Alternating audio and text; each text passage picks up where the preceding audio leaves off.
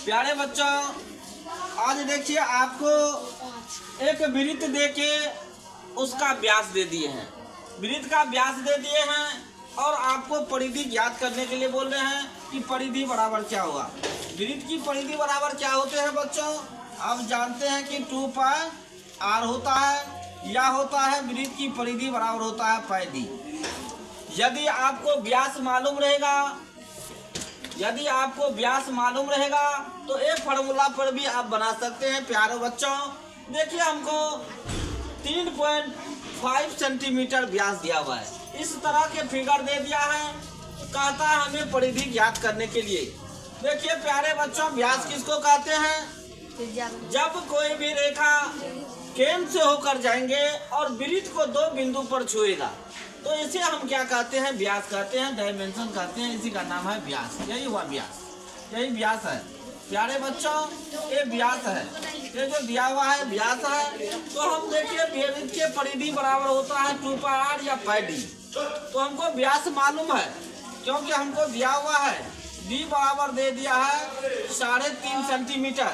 तो हम इस फार्मूला का यूज करके बना सकते हैं। तो देखिए हम क्या लिख सकते हैं? पाई का मान होता है 22/7 होता है और d का मान हमें दिया हुआ है 3.5। चलिए प्यारे बच्चों, दशमलव हटाएंगे तो 1 आएगा। इसके आगे एक अंक है तो एगो 0 देंगे। चलिए बन गया आपका सवाल। देखिए 7 पंचे 35 कटेगा, 5 एकम 5, 5 दूना 10, 2 एकम 2, 11 दूना 22।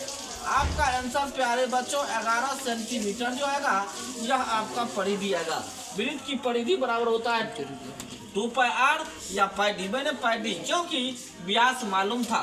चलिए अगर इस फार्मूला का यूज करके बनाते हैं या c बराबर 2 पाई r पर बनाते हैं या देखिए प्यारे बच्चों, चलिए तो हम जानते हैं कि d बराबर इतना दिया है तो r कैसे होगा? इसका आधा होगा, इसका आधा हो जाएगा। चलिए इसको हटा के यहाँ मान रखते हैं तो काट रहे हैं 7 पंचे 35, 5 चौके 20।